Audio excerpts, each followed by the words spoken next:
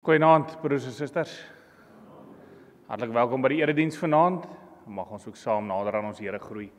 Ons wil graag begin met net die een afkondiging wat ons het, en dit is dat daar's een kollekte by die deure en dit gaan vir die diakonale fonds vir barmhartigheid. Ons gaan toetree tot die erediens vanaand met lied 428 vers 1, 2 en 4 terwyl ons so sit, en daarna raak ons stil voor ons Here.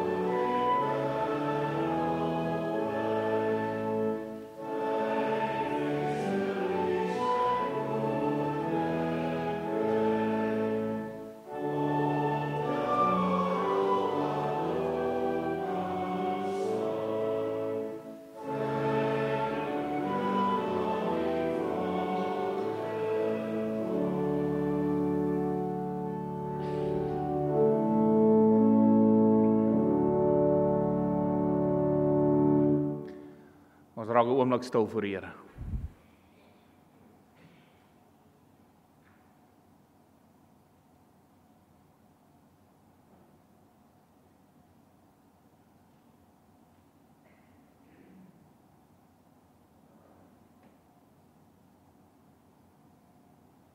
Mag dit wat ek dink en dit wat ek sê tog vir U aanneemlik wees, Here my rots en my verlosser.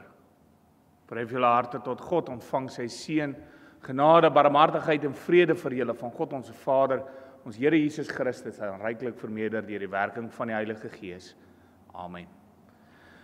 Kom ons staan, dan sing ons saam 'n loflied, Psalm 47, daarvan die eerste, die derde en die vierde vers, en daarna kan ons weer ons sitplekke inneem. Amen.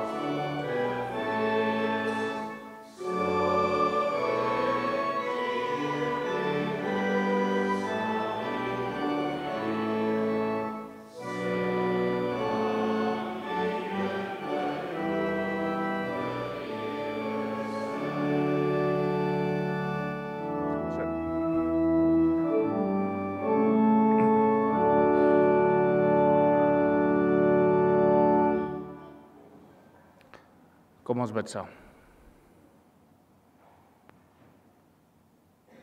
Ons driemaal heilige God, Vader, Seun, Heilige Gees, wat 'n voorreg om vanaand by mekaar te kan wees en U naam te aanbid.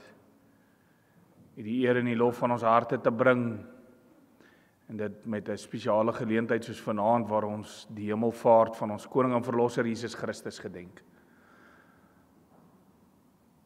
Nou Here, as ons saam is, dan is dit om as U kinders aan die eer te gee en ons kan dit nie op 'n ander manier doen as om net U lof te besing, te sê wie U is, almagtig, oneindig, groot.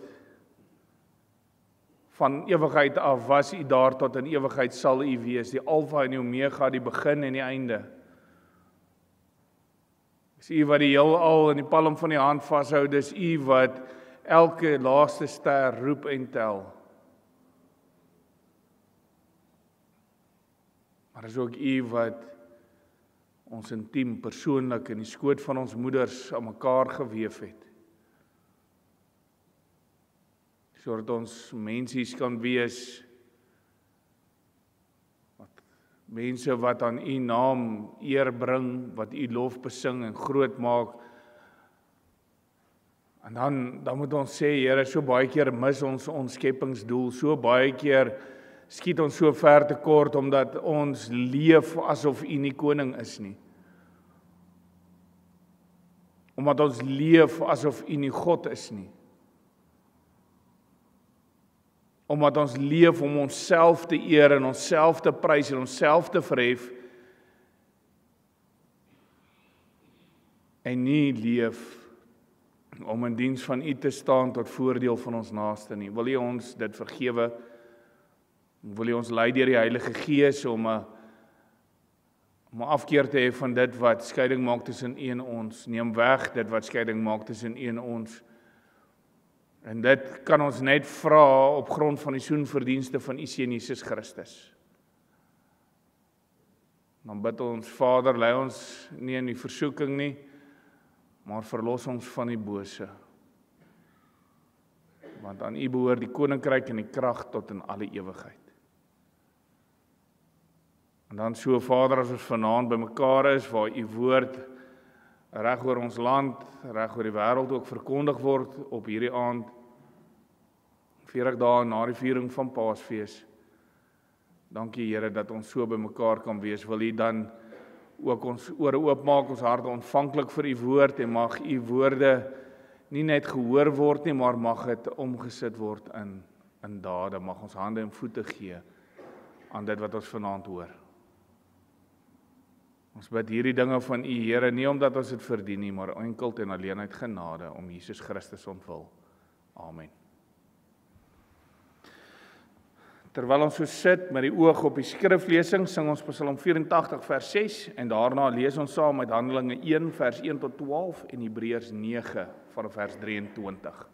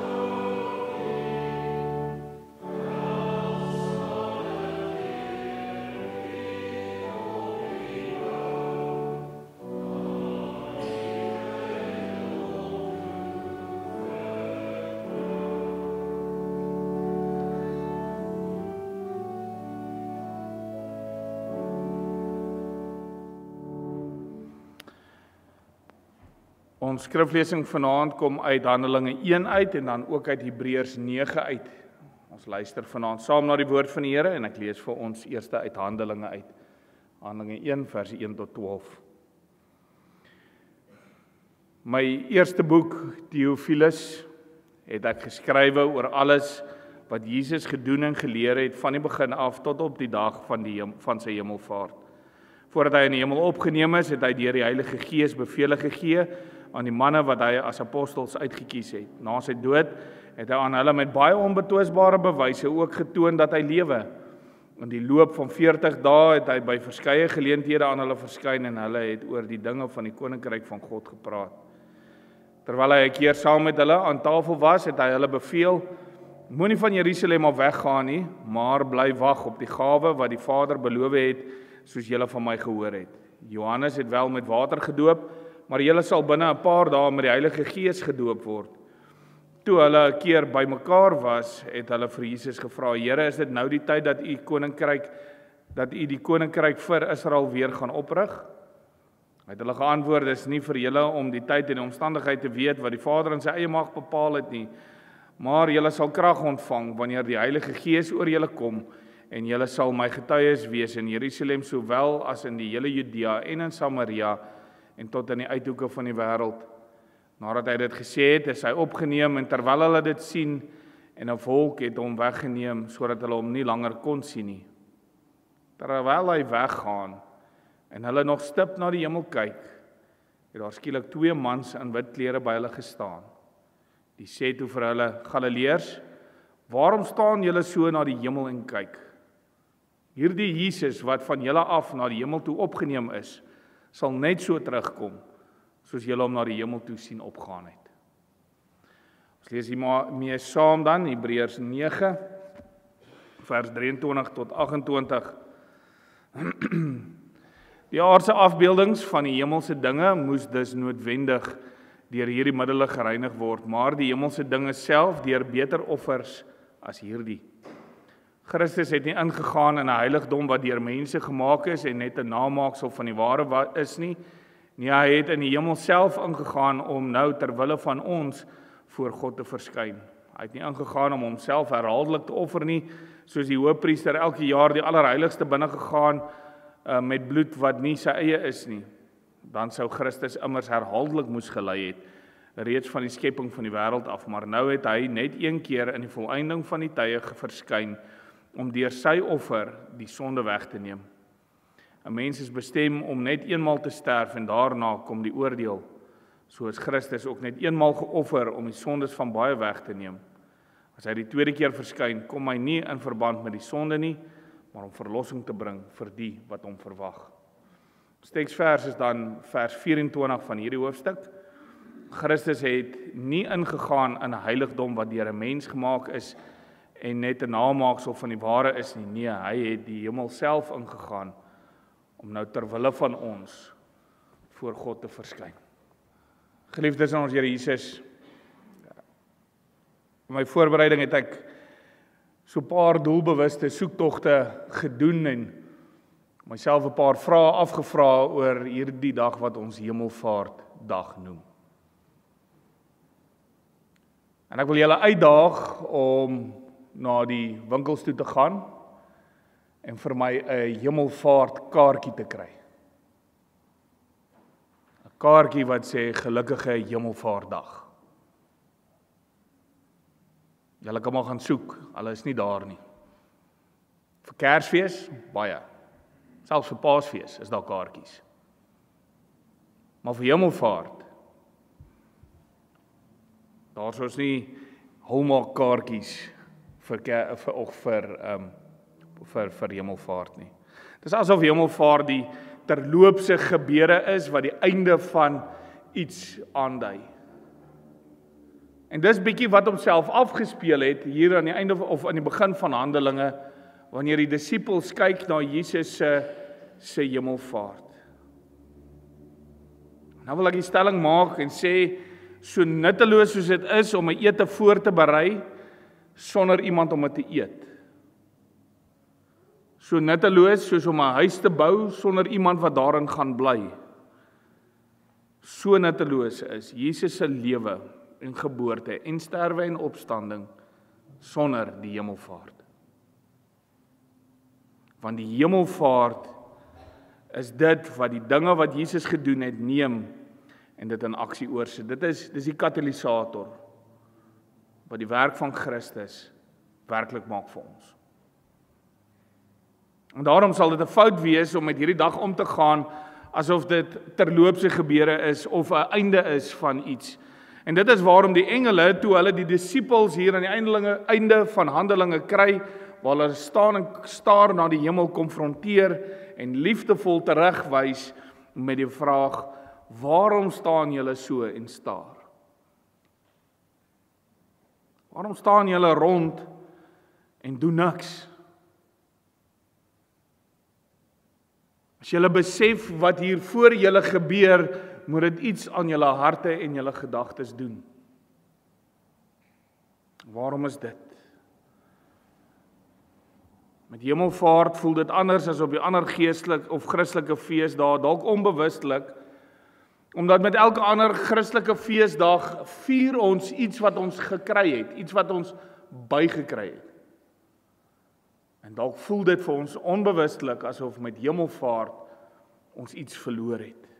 En die engele vra dit, want die apostels is nog so bietjie in die aardse en die tydelike dinge vasgevang, want net van tevore vra hulle vir Jesus: is dit nou die tyd dat u die ryk van Israel gaan herstel? Vasgevang in die idee dat die koms van die Messias, ten spyte van die feit dat Jesus uit die dood opgestaan het, dat die koms van die Messias beteken 'n nuwe, meer suksesvolle politieke bestel vir Israel.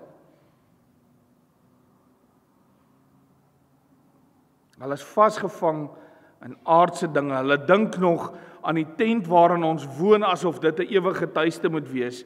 Hulle verstaan sy hemelvaart as die afwesigheid van Christus. Daarom kyk hulle na Jesus se hemelvaart as sy wegvaart, as 'n verlies van sy leierskap, persoonlike teenwoordigheid en beskerming. Hulle is hartseer en hulle is bedroef.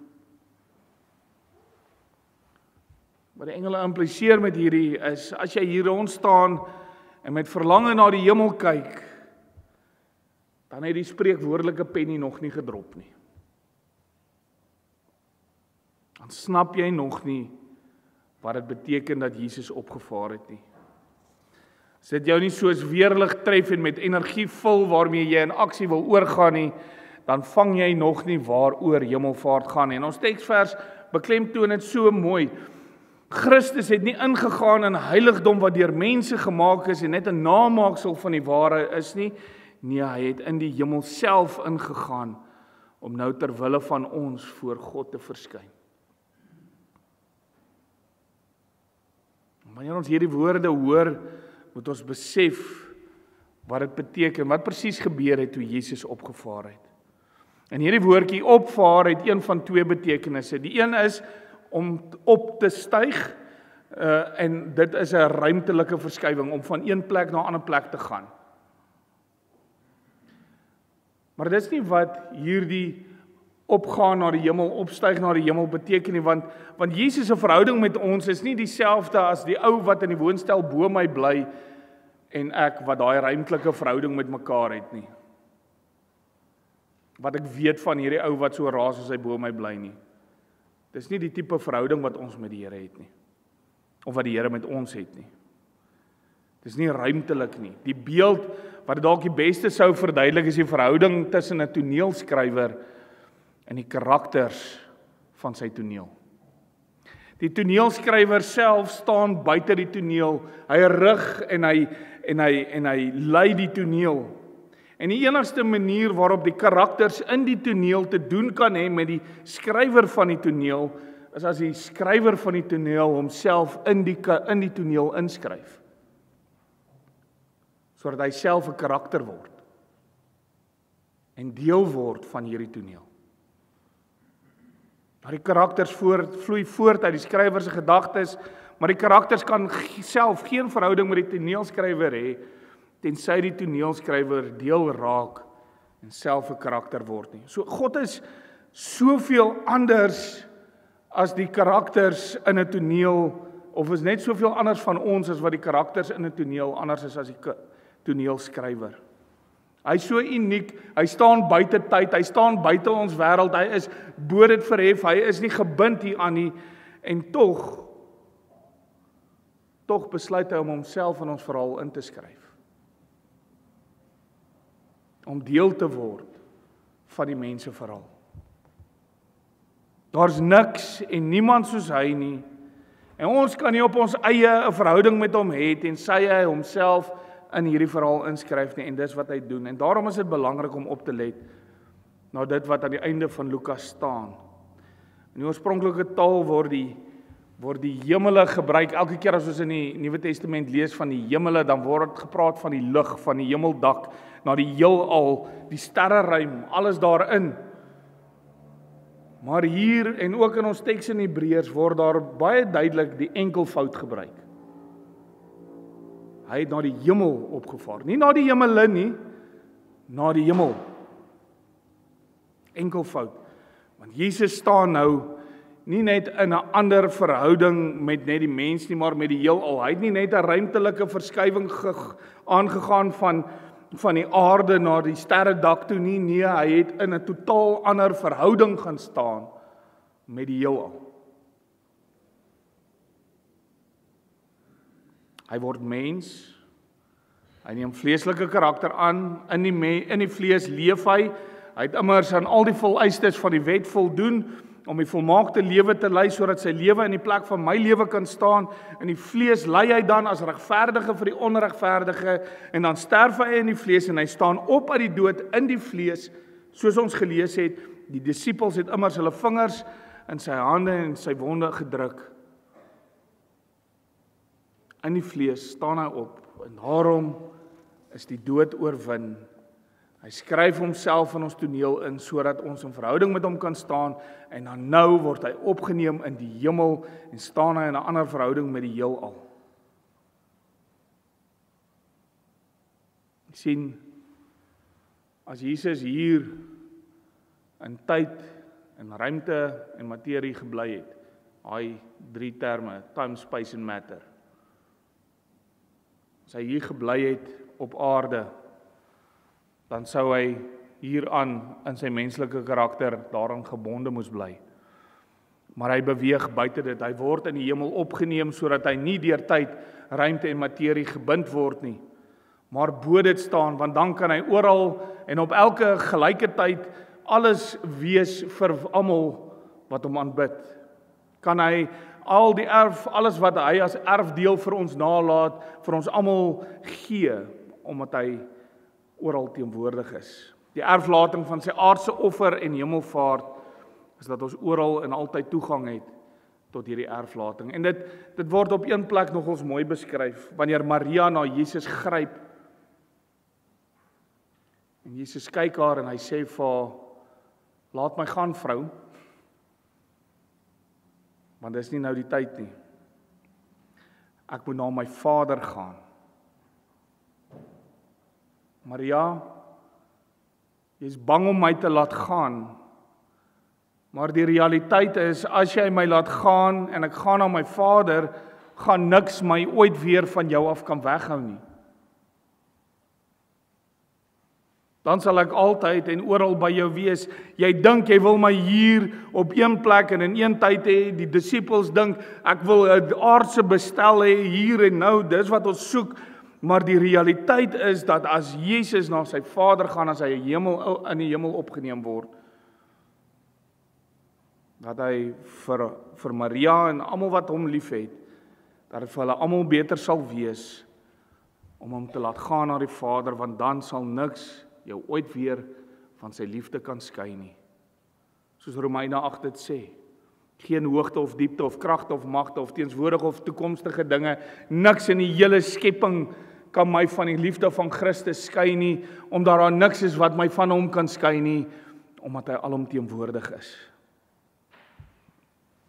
Hy is nie gebind deur tyd, ruimte en materie nie. As jy sien, geliefde, Jesus se hemelvaart vergroot en verdiep eintlik Jesus se teenwoordigheid. Dit is nie 'n wegvaar nie, dit is eintlik 'n naderkom. En dit is die aard van sy hemelvaart. Nie 'n wegvaar nie, maar 'n nadertrek. En dan is hemelvaart daardie blye dag waar ons herinner word aan die oorwinningstog van Christus waarin ons almal deel het. Dat hy in feite nader gekom het en nie verder wegbeweeg het nie. En dit vul ons met 'n vreugde wat ons nie laat verlam staan en staar na die hemel nie, soos die disippels nie, maar dat ons geaktiveer word deur die hemelvaart van Christus om self lewende en heilige offers in diens van God te wees. Dit staan ook aan die einde van Lukas. Dan lees ons, nadat hierdie dinge gebeur het die disippels gegaan en hulle het in die tempel gaan aanbid. Hulle het aktief getuig van wie Jesus Christus is. Dis die gevolge daarvan, as ek besef wat met die hemelvaart gebeur het. En dan in die hoofstuk wat ons vanaand gelees het, word ook dan duidelik gemaak dat Christus se versoeningswerk, die aardse heiligdom en die versoeningsbediening wat daar gedoen was, by verre oortref. Hy is meer nog as dit. Ons hoor onder andere hiervan 2 heiligdomme wat ons gelees het in Hebreërs, 'n aardse en 'n hemelse. Die aardse heiligdom waarvan hier gepraat word is die tabernakel, die tenttempel, wat Israel gedurende hulle 40 jaar in die woestyn na die bevryding uit Egipte gehad het. Van hierdie tabernakel, vir hierdie tabernakel en almal wat daar moes werk en alles wat daar moes gebeur het die Here tot in die fynste detail voorskrifte voorgegee. Hy het selfs vir Moses 'n plan en 'n voorbeeld van die heiligdom en van dit wat daarin moes kom gegee, toe Moses die 40 dae daar op die berg Sinaï was. En die Here het ook ambagsmanne en kunstenaars spesiaal bekwaam gemaak om hierdie tabernakel met alles wat daarin hoort, presies te maak volgens sy bedoelings. Hierdie tabernakel is regtig 'n heiligdom wat die stempel van die Here self gedra het, en die doel van die tabernakel was om 'n heilige plek te wees waarin die Here en by sy volk gewoon het, en om die plek te wees waar die offerdiens wat op die versoening tussen God en sondaar gewys het, kon plaasvind.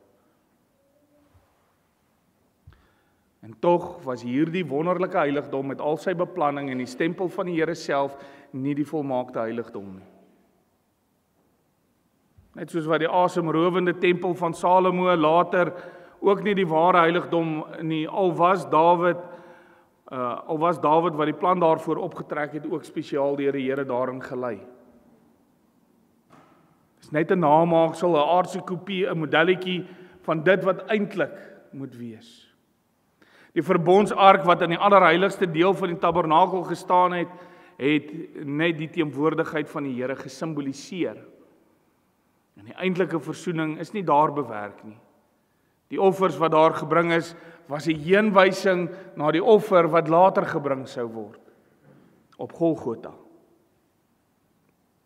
Die heiligdom van ons teks is die hemel self. Dis die heiligdom wat nie deur mense se hande gemaak is nie, maar deur God self. Dis die heiligdom wat nie 'n beeld of 'n namaaksel is van een of die ander nie, maar die een waarvan die aardse heiligdomme beelde en namaaksels is. Die aardse natuurlike gebind aan tyd, ruimte en materie, maar die ware heiligdom bo dit alles verhewe, ewig. En dis vanuit hierdie posisie in die heiligdom, buite tyd, ruimte en materie, dat hy aktief regeer, sodat hy nader aan ons is. Wat 'n troos is dit, die geliefde, wanneer die wêreld de mekaar en donker lyk vir ons wat dit nie verder kan sien as dit wat net reg voor ons is nie, dat ons kan vertrou dat hy steeds regeer en die wêreld se geskiedenis, sy hede en sy toekoms steeds bestuur. Dan kan ons vertrou dat hy alles ten goeie laat meewerk vir die wat volgens sy besluit geroep is. Ook al lyk dit dalk vir ons de mekaar. Want as hy alles ten goeie laat meewerk, dan beteken dit nie soos ek dit wil nie, maar soos hy wil. Omdat hy die groot prentjie sien, omdat hy nie gebind is aan tyd en materie en so voorts nie. Maar bo dit verhef is en die groter prentjie sien, daarom weet ek dat hy alles ten goeie vir my laat meewerk. Ook al is dit nie soos ek dit wil nie. Sy hemelvaart is dan 'n blye dag waarop ons onthou hy is koning. Hier en nou en tot in alle ewigheid. En hy is net so ver soos 'n gebed. En is ook hier in die heiligdom waar hy nou namens ons saak behartig en sy verskyning vir ons beteken dan veral dat hy, om dit so te sê, sy eie liggaam en bloed wat hy met sy lyding hier op aarde vir ons gestort het, daar in die ware heiligdom aan die Vader voorlê as 'n bewys dat die ware offer vir ons sonde gebring is. So is hy middelaar vir ons. Dat die straf wat ons verdien reeds betaal is. Dat die sondeskuld deurgehaal is en afgereken is. En dat ons dus nou vergewe kan word en weer kinders van God kan wees en 'n ewige huis in die hemel kan hê. Wat erfgename van al die lieflike rykdomme van ons hemelse Vader kan word. En daarom, geliefdes, is Hemelvaart nie maar net 'n dag waarin ons in die verte tuur en hoop op beter dae nie. Dis die dag wat ons moet vul met onuitspreeklike vreugde, wat ons vul met krag en toerus om te getuig, vol blydskap oor die volle omvang van Christus wat op die troon sit. Jesus se hemelvaart het 'n ryke gevolg, sy koningskap word bevestig wanneer hy die troon bestyg. Hy gaan na die ware heiligdom om daar vir ons plek gereed te maak. Hier waar hy nou vir my intree en voor die Vader verskyn om sy liggaam en bloed as bewys voor te lê vir my lewe. En dan is dit 'n aksie om nader te beweeg, meer intiem en persoonlik met ons mee te leef. Sy hemelvaart is nie die einde nie, maar dis hier waar die reeds en die nog nie van God se koninkryk nader beweeg en ons dan die oog gerig hou op die wederkoms van Christus. Mag dit ons getrou maak in ons navolging van hom en mag ons aktief sy kinders wees en dit uitleef. Mag God ons deur sy Gees daartoe help. Amen. Kom ons bid saam. Almagtige God, Hemelse Vader, ons loof en prys U heilige naam en ons dank U, Here, vir die voorreg om U kinders te kan wees. Vir die voorreg om te mag weet dat die volle prys betaal is, vir die voorreg om te kan weet dat U nie op een of ander plek deur ver buite ons bereik is nie, dat dit nie is soos wat die deïste beweer dat U gemaak het en laat staan het en van ver af toe kyk hoe die mens voortsukkel nie, maar dat U juis deur die hemelvaart aan ons koning en verlosser Jesus Christus juis nader aan ons beweeg. Dat daar nie meer 'n hele ritueel nodig is om vir ons sondes te betaal sodat ons nader aan U kan kom nie. Nee, daar's een offer gebring en dit was genoeg. En daarom het ons hierdie vrye toegang om in hierdie persoonlike verhouding met U te kan staan, om met vrymoedigheid na U toe te kom en U te aanbid in gees en in waarheid as die ewige, lewende, ware God. Ons bid, Here, dat ons doen en late ook daarvan sal getuig. Gee, Here, dat ons nie verstar sal staan en kyk na die hemele nie, maar dat ons sal weet dat U Seun Jesus Christus in die hemel op die troon sit, van daar regeer en net so ver as 'n gebed van ons af is. Ons bid, Here, dat U ons dan sal lei, dat ons ook in ons doen en late U naam sal verheerlik en groot maak, dat ons sal aktief wees in ons uitlewing van ons geloof. Dat dit nie 'n ding sal wees beperk tot 'n Sondag nie, dat dit nie iets sal wees beperk tot Christelike gesprekke nie, maar dat dit iets sal wees wat ons sal deel, wat ons sal uitdra, daar waar U ons elkeen roep. En dit bid ons van U, in totale afhanklikheid van ons koning en verlosser Jesus Christus. Amen. Kom ons staan aan antwoord ons op die skriflesing en die prediking met skrifbreiding 7:2 verse 1 en 2. Ons bly staan om die seën van die Here te ontvang, waarop ons met die amen antwoord.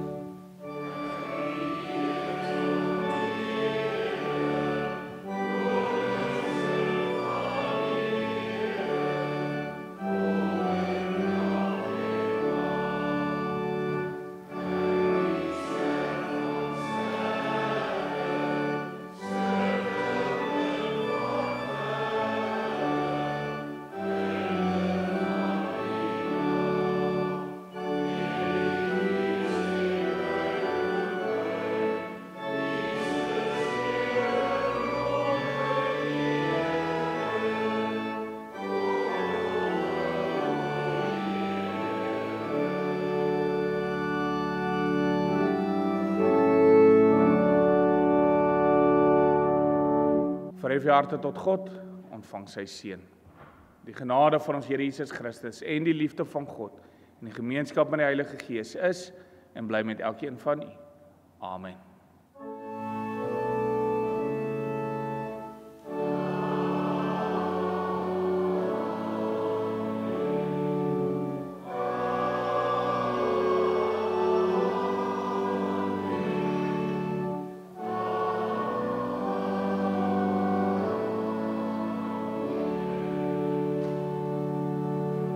Ons nooi graag uit vir 'n heerlike koppie sop en 'n broodjie net hier buite. Dankie.